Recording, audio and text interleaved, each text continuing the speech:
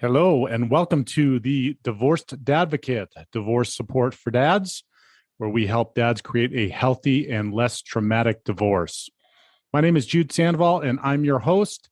I created this podcast in the Divorced Advocate community as a result of my own high conflict divorce, and because you as a dad deserve all the resources necessary to thrive through this challenging time.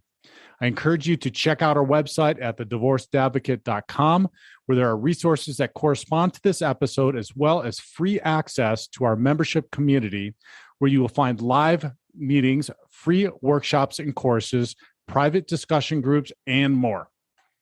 And now, on to this week's episode. Hello and welcome. I am so pleased that you are here today.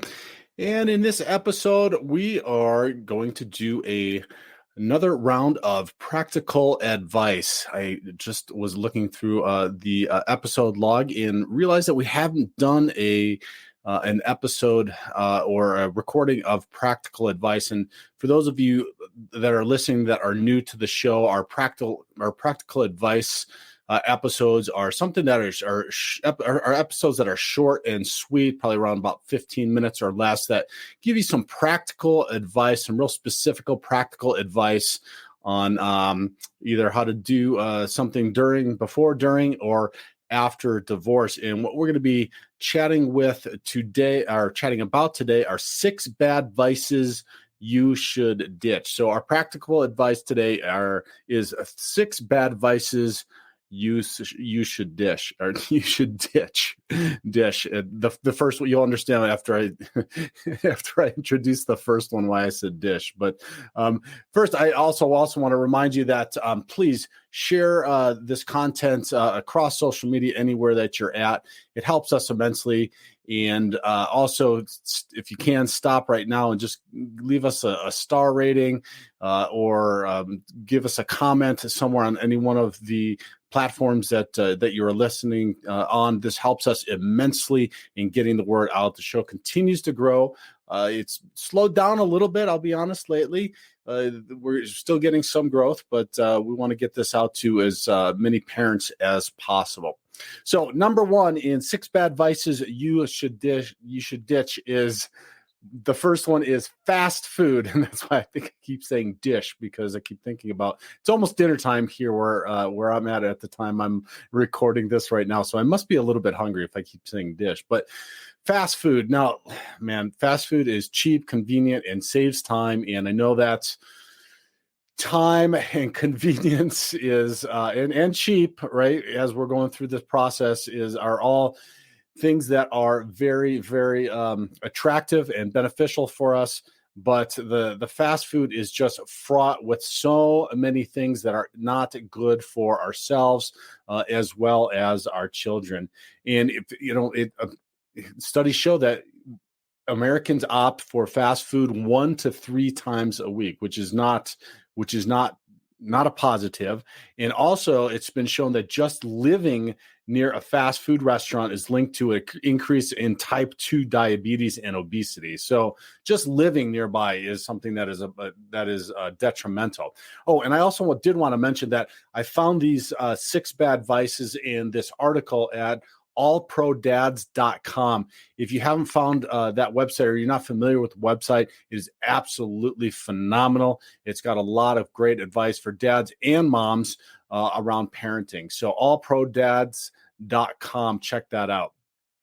Back to the fast food. So if you have listened to one of my earlier podcast episodes, we talked about meal planning and how to do the meal planning. I know that this can be incredibly difficult and challenging, particularly for those parents that are listening that may have not been ones that were planning and executing or preparing and then serving dinners. If you maybe were in a traditional type of marriage that one or the other parents was responsible for that, then jumping into having to prepare meals every single day when during your parenting time can be a little bit challenging. But I highly, highly recommend not diving into the fast food thing.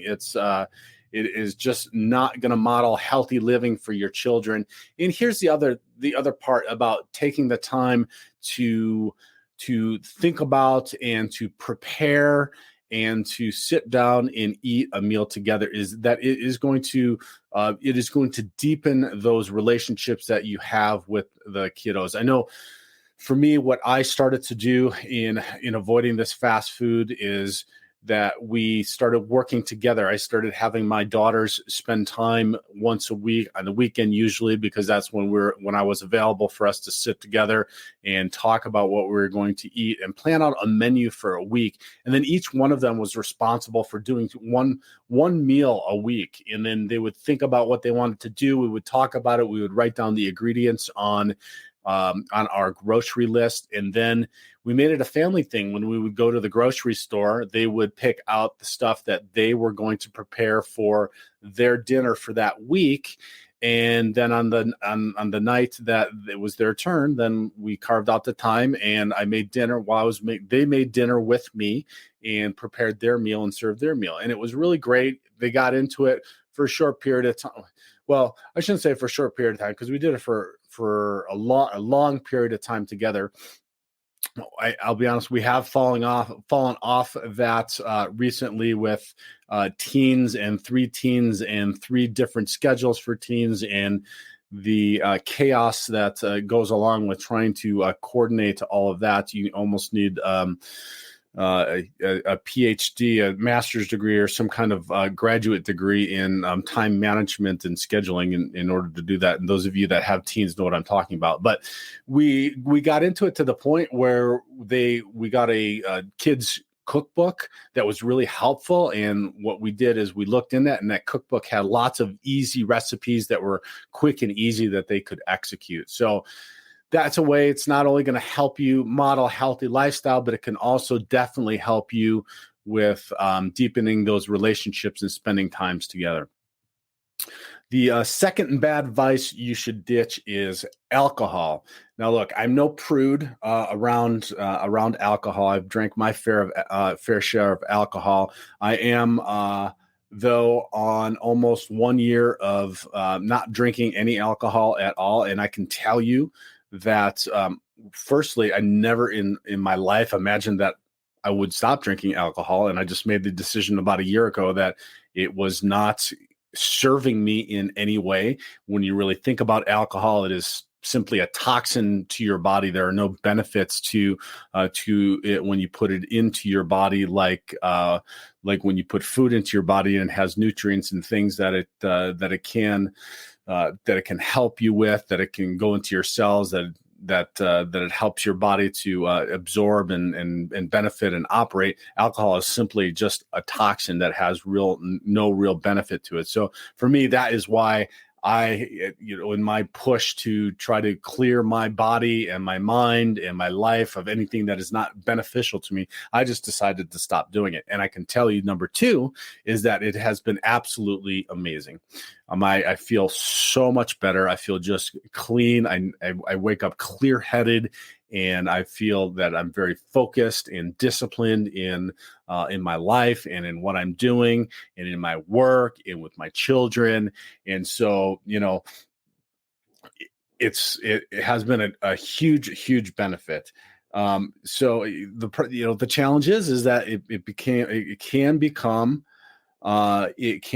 something of a crutch that we use to deal with stress, or that we, and unfortunately our society has really, how should I say this, created the atmosphere in which much of what we do revolves around alcohol. We're watching sporting events, you're drinking, you're going out to dinner, you're drinking, you're having a party, you're drinking. I mean, really, there's just a ton of everything that we do that revolves around drinking. And so it will take a conscious effort in order to stop doing that and just saying, hey, I'm going to drink something else. Now, that doesn't mean like there's not other beverages that you can drink. And this is going to just do an immense amount, like I said, for helping you to stay in right mind and make good judgments and stay in a good mood. That's the other thing. It helps to it definitely alters your mood. And so, this, by getting rid of this and purging this from your life, it's going to definitely help you. You won't need it to relax or loosen up or have a good time. I mean, everything I'm saying, you've probably heard from, man, if you went to college, right? All the reasons why you should have a drink, or to de-stress at the end of the day, or let's think of better, more positive ways of winding down at the end of the day. That could be it could be a meditation. But if you've got kids, that might not be a really good way to do it, because it's hard to keep them quiet, to just sit quietly and meditate. Or you could teach them how to meditate and do that wind down after school as well. Or you could do some exercise, would be a better way to wind down as well, which is could be as simple as going for a walk or doing something like that to decompress. There's a myriad of other ways to do that other than alcohol to try to relax or to wind down. So try that. Try to get rid of the alcohol in your life. The number 3 bad vice you should ditch is porn. And this one is one that you don't hear people talk about. It's a little bit taboo, but I tell you what, it is insidious, and it is I would go as far as saying that is something that is a public health crisis right now, particularly in the way in which it is impacting relationships between men and women, because 1 in 5 mobile searches is for porn. So it is absolutely incestuous and all over the place. And what the problem is porn rewires your thinking, and it rewires the neural pathways in your mind. It sends a flood of hormones to your memory receptors, and it shows you basically what it does is it wires your mind to think that what you're seeing on the screen is what sexual satisfaction looks like. And it is not. And then eventually become desensitized to the images and dissatisfied with your real sex life. And as you can imagine, what that leads to then is difficulties and challenges with pair bonding with another partner, with then needing to demand more explicit and graphic materials, or that in real life. And in order to satiate what is an insatiable appetite that comes from that rewiring in your brain. So, man, we should probably just do a whole episode on this, and maybe I will try to find an expert or somebody that we can sit and talk with about this, and how to unwire or rewire your brain and how to get off of it. It's no different than an addiction to alcohol or drugs or anything else that we're addicted to, when we rewire our brains to satisfy ourselves without really thinking about the consequences of what happened and what happens. And since it's so prevalent, and there's little, at least alcohol, you've got to wait till you're 21 and you got to buy it, or drugs, or legal drugs at least, to be able to acquire those, that the porn is just prolific everywhere. And I think I read a study of something, it was just incredibly sad, that by the time kids are 13, at least 75 or 80% of them will have watched porn on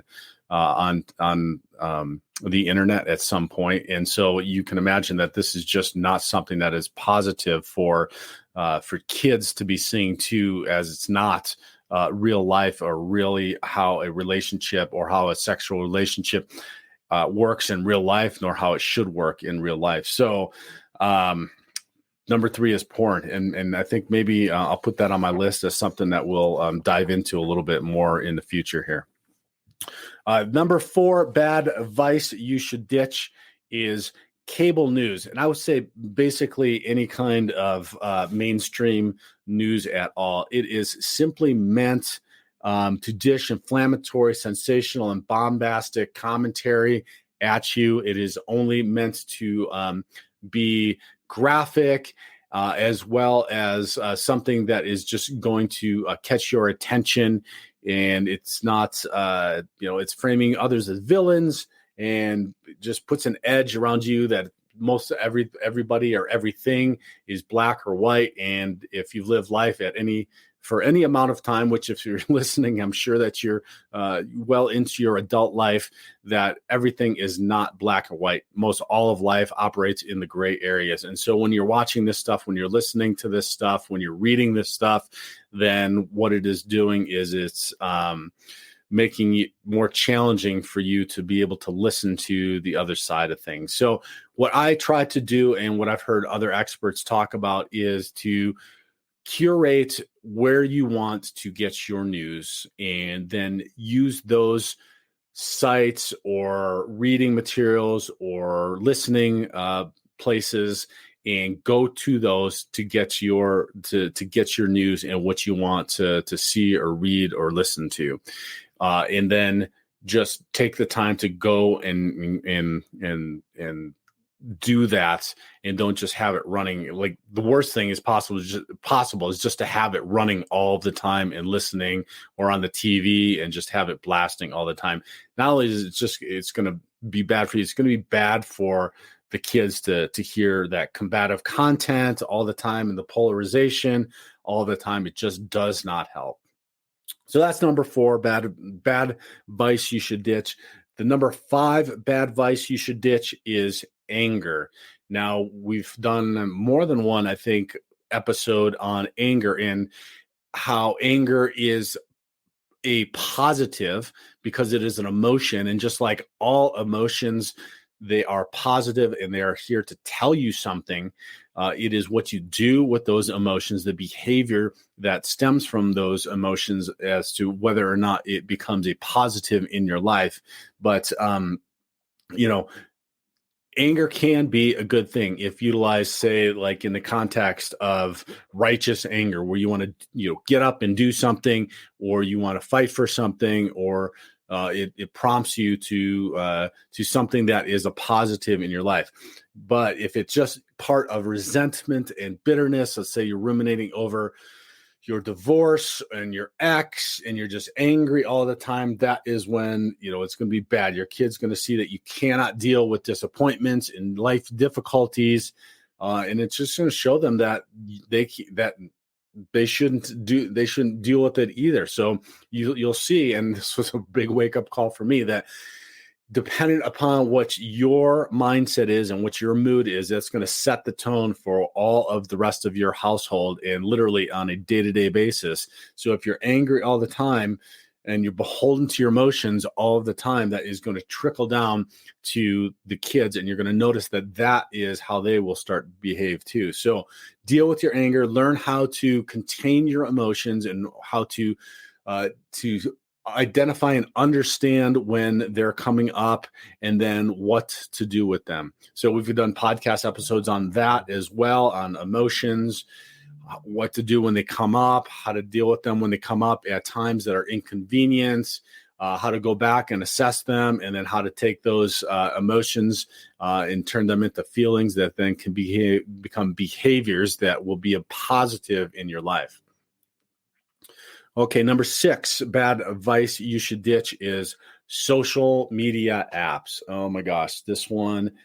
So a little before, and this has probably been about 5 years now. I did, yeah, wow, that's a long time. It's probably been at least 4 or 5 years now where I've deleted all of my social media. Now I do now have the Facebook and the LinkedIn for the business, but I have no personal interaction on any of these social media sites. And I got to say, it is absolutely fantastic not to be involved in any of that. You can jump on YouTube and you can just dive into this. All of these apps are meant to keep you scrolling, keep you addicted to the content, keep you interacting with the app through talking to other people's or watching the videos or whatever it is. It is absolutely, I can't remember the name of the movie, but the designers of these have created, and they've worked off of the way in which your mind works. And we were wired as human beings to be addicted to staying on these things. And they do absolutely little to nothing. They were once meant to be able to connect people, which was a positive, which I think has run its course. And at this point, there is nothing there's really little to no benefits to them. The Twitters or the Instagrams or the Facebooks or the TikToks and anything. It is time. And again, this is something that gets your mind wired, your brain wired, those neurotransmitters to keep you on and on and on. And if you've ever watched a video on YouTube and then you somehow spent 45 more minutes on YouTube watching something else, you know that this happens, or that little ding goes off on your phone. You got to pick it up and see that it's another social media post, or somebody commented, or somebody thumbed up, or whatever. It is all meant to keep you back on that. And that is all time that you could be putting towards better things. You could be putting towards the cooking, right? The fast food. Instead of eating fast food, you could be cooking and spending that time in shopping for and preparing and sitting down for a meal together. It could be the time that you're spending to meditate on and understand that the emotions that you're coming up, the angry emotions you're having, and what that's about, and how you can move forward in a positive behavior with that. It's time you can spend with your kiddos in doing something with them, and coloring or playing or going outside now that it's warm again here in our part of the world here in the United States, or a puzzle, or just sitting down and talking. It is time better spent, because there's going to be little rewards to being on those social media apps compared to the rewards you can get in being present in your life on a daily basis, and particularly with your kiddos. All right, those are our 6 bad vices you should ditch in our latest installment of the practical advice. I hope that you enjoyed this today. If you did, please, again, give us a star rating. Give us a comment on any one of the podcast platforms that you're listening on. Share this far and wide on social media. It helps immensely. And I hope that you have a phenomenal week, and God bless. To hear the rest of this episode and access the corresponding resources, visit thedivorcedadvocate.com and become a member of our community. It's free to join and will provide you with the resources you deserve as a divorced or divorcing dad. Thank you for listening. God bless, and I'll talk with you next week.